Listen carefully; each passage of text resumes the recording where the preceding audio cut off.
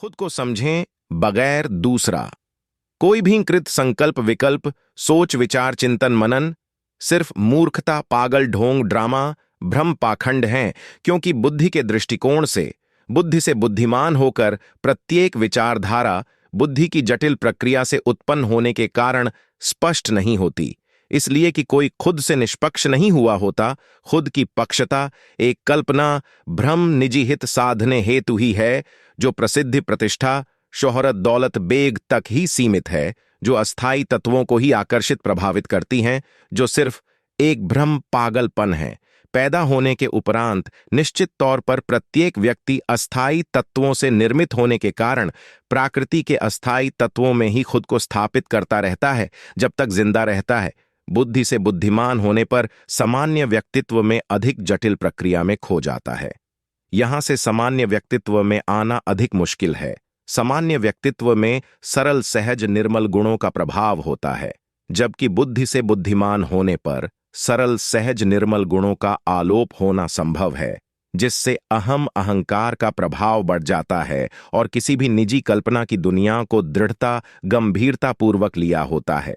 उसी को समझें बगैर मान्यता के आधार पर पुख्ता निर्धारित करने के क्रम में कृत संकल्प विकल्प सोच विचार चिंतन मनन करने में झूठ जाता है। तथ्यों तर्कों सिद्धांतों के बगैर सिर्फ एक मान्यता होती है।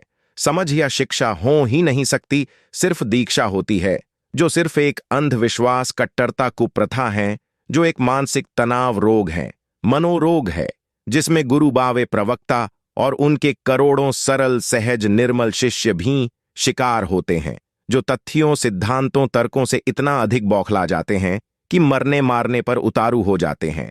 खुद ही खुद की बात को तर्क तथ्यों सिद्धांतों से नहीं, कहानियों उपन्यासों नाटकों कथनियों गठजोड़ से उदाहरण प्रस्तुत कर बताते हैं, जो सिर्फ एक व्यवसाय धंधा ढोंग ड्रामा पाखंड हैं, सिर्फ प्रसिद्धि प्रतिष्ठा शोहरत दौलत बेग के लिए ही है।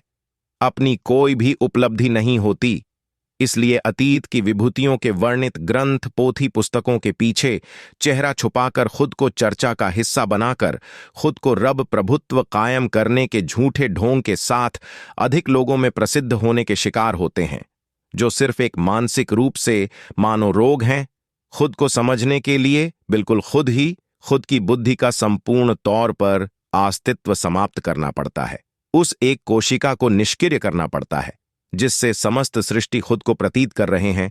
खुद की पक्षता से निष्पक्षता के स्तर पर आगे बढ़ना पड़ता है, खुद को समझना पड़ता है और खुद के स्थायी परिचय से परिचित होकर खुद के ही अनंत सूक्ष्म गहराई स्थायी ठहराव में मौजूद हमेशा के लिए हो जाता है। यहां खुद के अनंत सूक्ष्म अक्ष स्वरूप परिचय के प्रतिबिंब का स्थान। खुद को समझें बगैर दूसरा।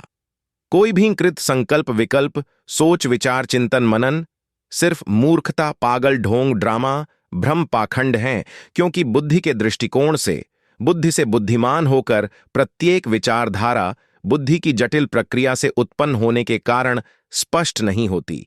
इसलिए कि कोई